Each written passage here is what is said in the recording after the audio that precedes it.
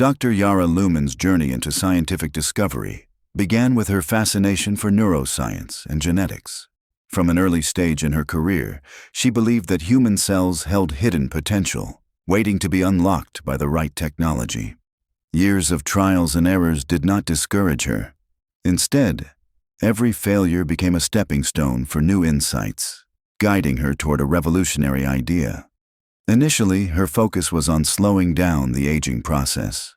However, as her research progressed, she realized that aging could not only be slowed, but, with the right approach, could actually be reversed. Driven by this vision, Dr. Lumin decided to create a device that could fundamentally transform human life, far beyond conventional medical treatments. In her state-of-the-art laboratory, Dr. Lumin designed a sophisticated system of nanobots. These microscopic machines were programmed to repair damaged cells, restore telomeres, and rejuvenate every cell in the human body. Each nanobot worked meticulously to ensure complete cellular regeneration while maintaining overall biological balance. Her ultimate goal was not merely physical rejuvenation. She wanted to restore the body while preserving the mind and memories intact. One of the greatest challenges she faced was ensuring that cellular reconstruction caused no side effects or unforeseen consequences. To overcome this, she ran extensive computer models and virtual simulations, analyzing every possible scenario before building the first prototype of the Youth Reversal Pod.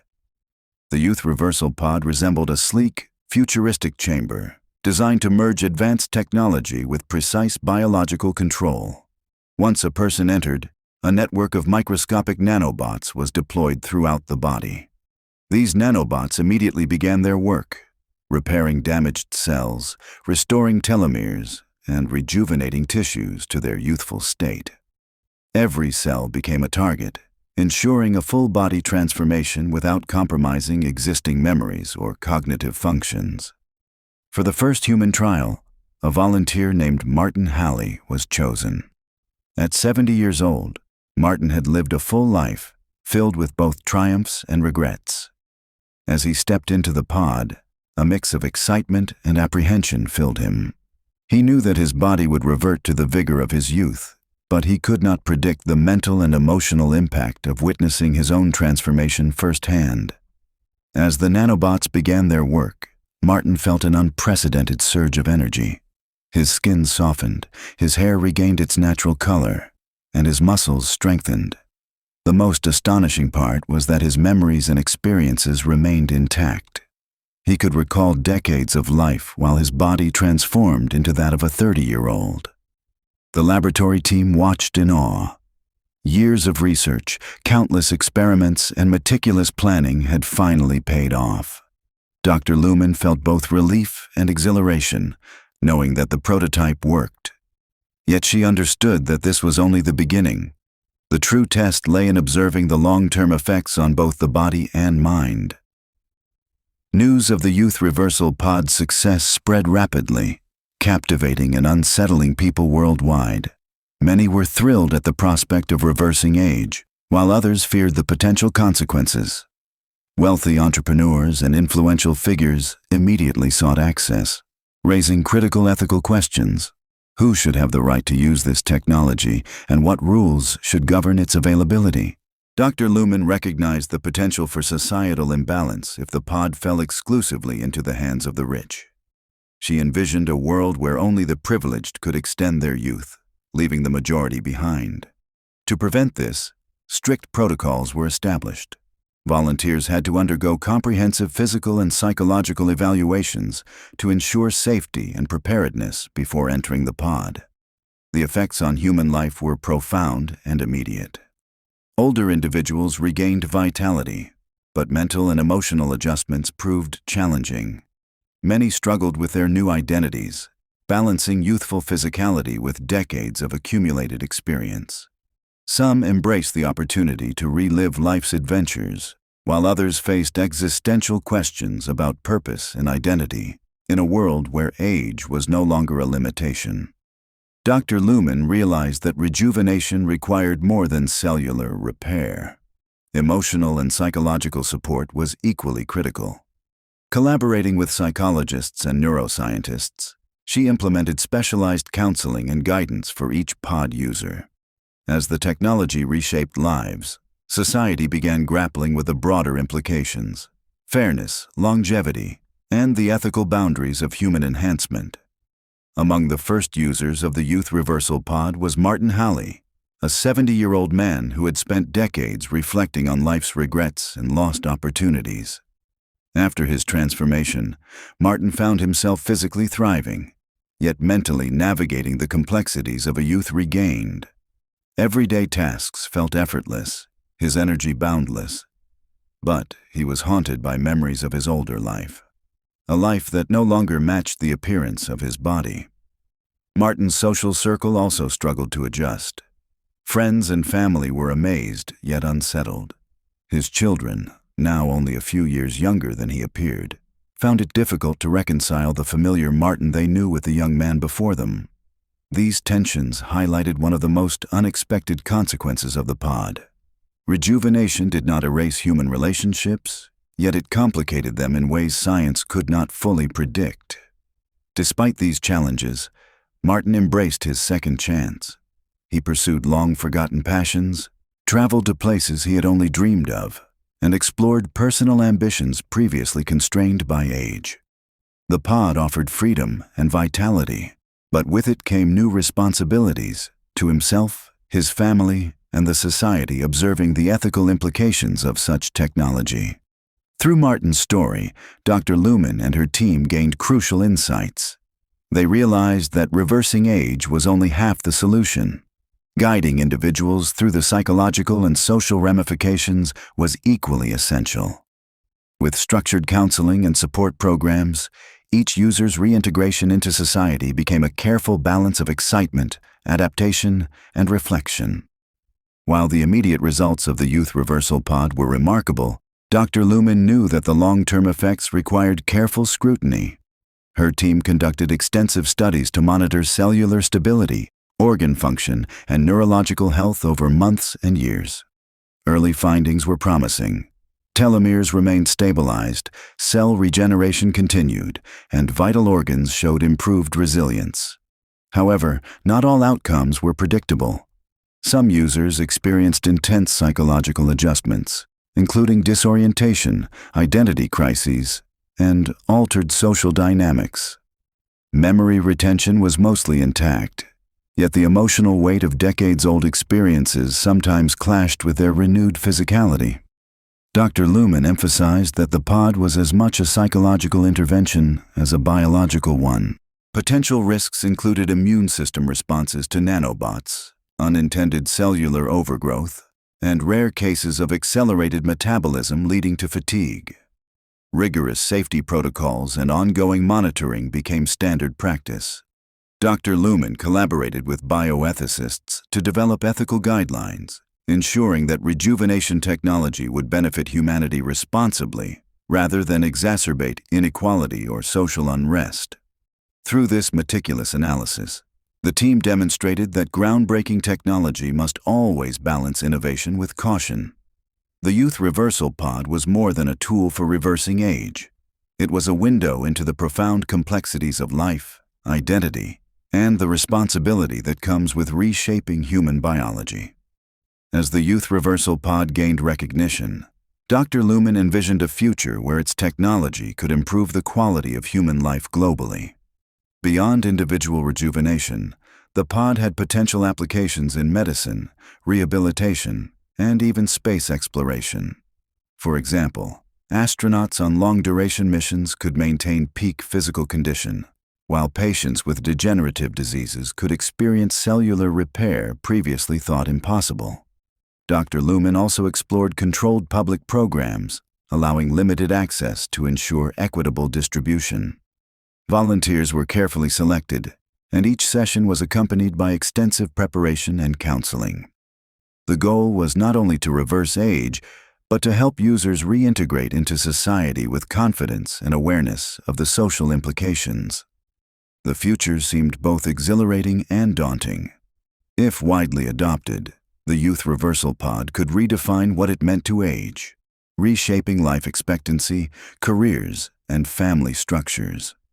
Yet, with this power came responsibility. Society would need to navigate ethical dilemmas, fairness in access, and the psychological effects of extended youth.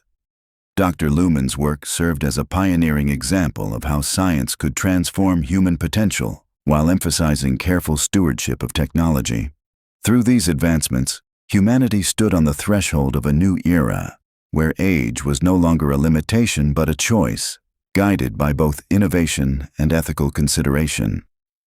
Among the early adopters, Sarah Mitchell, a 65-year-old retired teacher, offered a unique perspective on the pod's impact. After her transformation into a 32-year-old, she found herself navigating both excitement and uncertainty. Her mind retained decades of teaching experience and wisdom, yet her rejuvenated body demanded new routines and a lifestyle she had not maintained in years. Sarah faced unexpected social challenges as well. Friends and colleagues struggled to reconcile her youthful appearance with her established identity. Family dynamics shifted. Her grandchildren now perceived her as a peer rather than a grandmother, creating emotional complexity. These experiences highlighted that reversing age was not purely a physical achievement. It had deep social and emotional consequences. Despite these challenges, Sarah embraced her new life. She returned to her passion for teaching, mentoring young students, and even engaging in physically demanding hobbies she had abandoned. The pod offered more than vitality. It provided a second chance to pursue unfulfilled dreams. Dr. Lumin's team documented these personal narratives, realizing that the human impact of the technology was as important as the scientific innovation itself. Through stories like Sarah's, the Youth Reversal Pod demonstrated its profound influence on individual lives. Users experienced rejuvenation in body, yet they also confronted the intricate interplay of identity, relationships, and purpose. These human stories served as vital lessons for society, reminding everyone that technological marvels must always be paired with emotional understanding and ethical responsibility. Looking ahead, Dr. Lumin envisioned a world where the Youth Reversal Pod could redefine human society. If widely adopted, life expectancy could increase dramatically, reshaping careers, retirement, and generational dynamics. Traditional timelines of education, work, and family might no longer apply, as age would become a flexible attribute rather than a fixed metric. With these possibilities came pressing societal questions. Policymakers, ethicists, and communities would need to address equitable access, ensure safety standards, and mitigate potential social divides. Wealthy individuals might monopolize the technology, exacerbating inequality, while communities without access could face new forms of disadvantage. Dr. Lumin emphasized the importance of global collaboration and regulation to prevent such outcomes. Beyond societal implications, the pod promised unprecedented advancements in medicine and human performance. Chronic diseases could be reversed, rehabilitation accelerated, and the limits of physical and cognitive potential expanded. Dr. Lumin imagined a future where humans could live fully productive, vibrant lives well into what was once considered old age. Yet she also acknowledged the ethical responsibility inherent in such power. Humanity would need to balance the thrill of scientific progress with moral considerations, ensuring that the gift of rejuvenation strengthened society rather than destabilized it. The Youth Reversal Pod was more than a technological breakthrough. It was a mirror reflecting humanity's ability to wield science wisely. After undergoing transformation, many users described their daily lives as both exhilarating and disorienting. Thomas Reed, a 72-year-old former engineer, spoke about the sheer physical freedom he experienced. Tasks that had once been exhausting, like running, climbing stairs, or lifting heavy objects, became effortless. Yet, the contrast between his youthful body and his decades of experience created an internal tension as his mind adjusted to the newfound physical capabilities. Social interactions also presented unique challenges. Thomas found himself navigating conversations where friends and colleagues struggled to reconcile the man they knew with the rejuvenated version before them.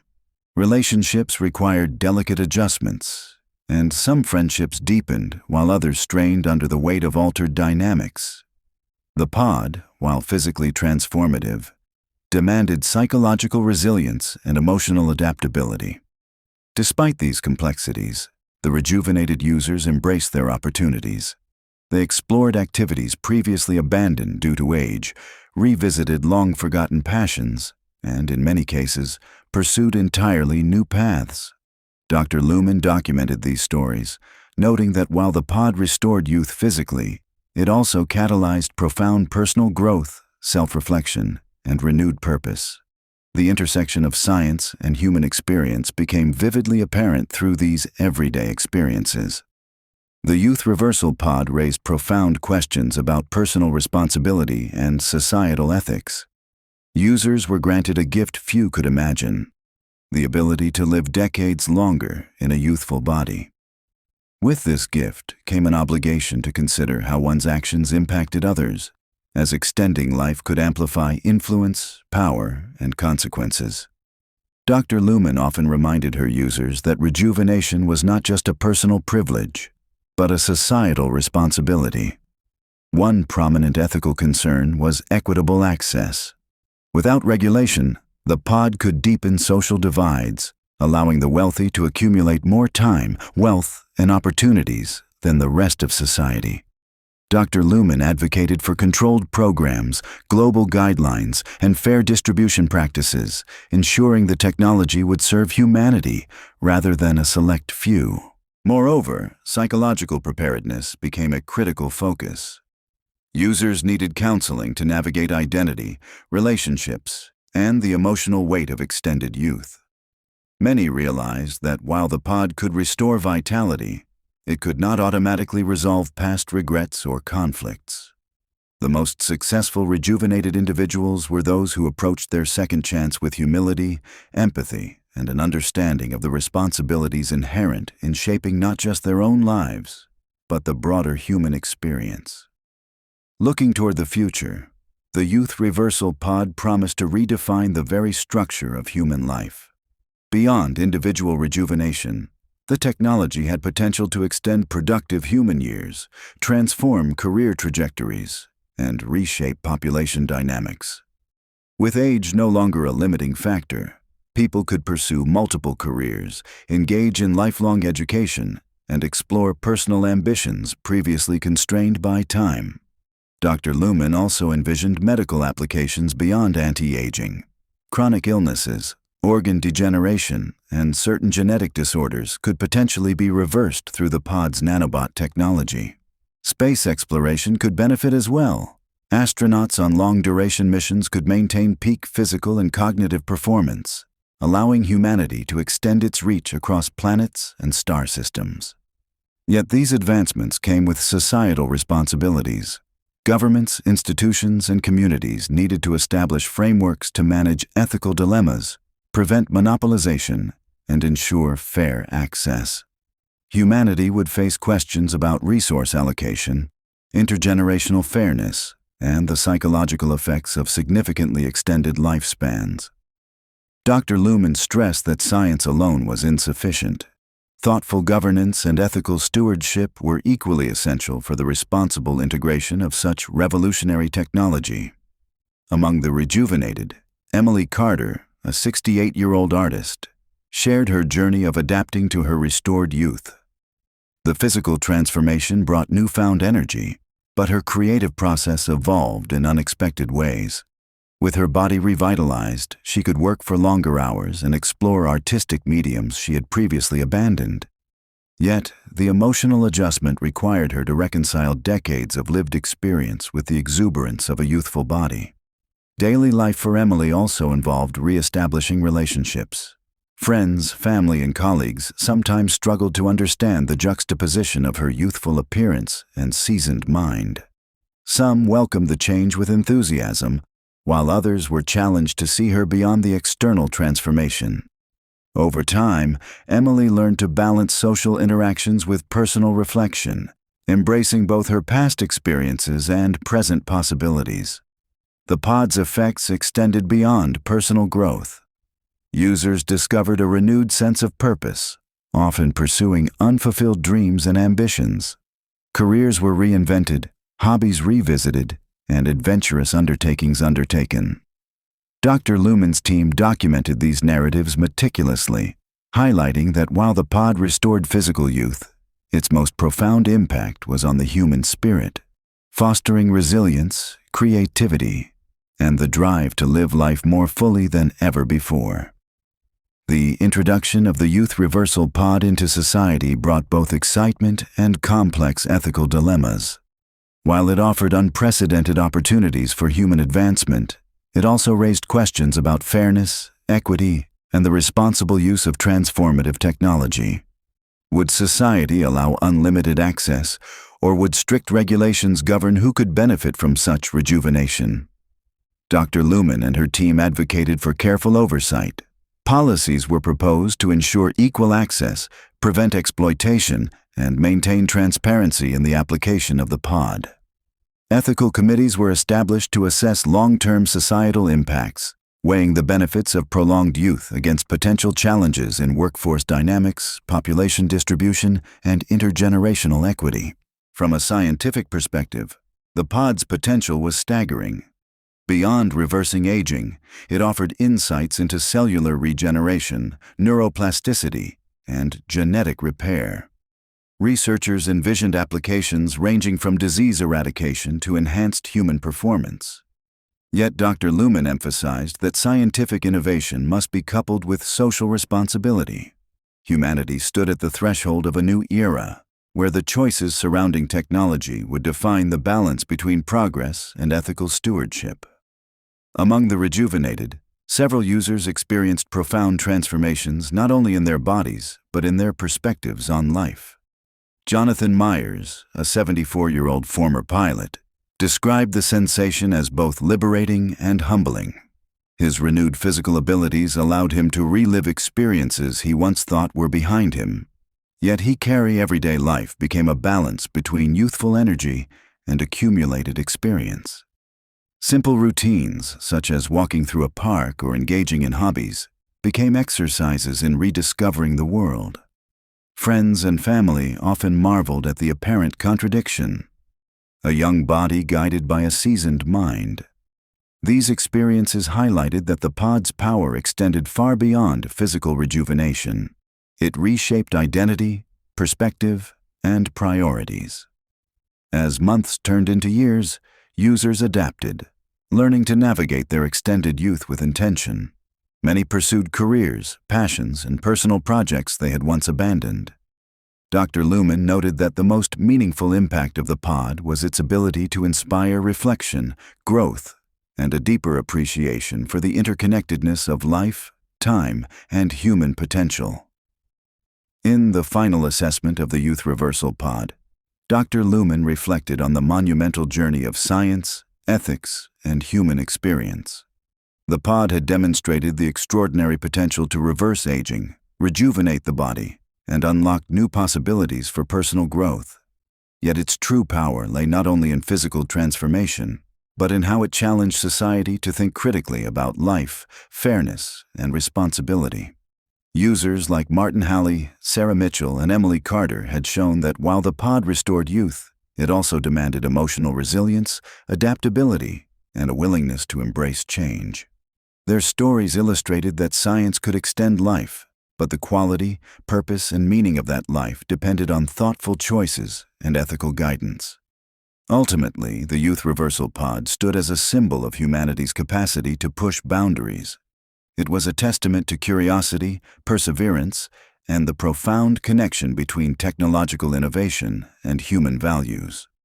Dr. Lumin's vision had achieved more than a scientific breakthrough. It offered a glimpse into a future where age was no longer a constraint, and the full spectrum of human potential could be explored responsibly, creatively, and ethically. The story of the Youth Reversal Pod reminds us that every leap in science carries both promise and responsibility. Through careful stewardship, reflection, and compassion, humanity can harness innovation not merely to extend life, but to enrich it. creating a world where opportunity, understanding, and wisdom coexist with vitality and hope.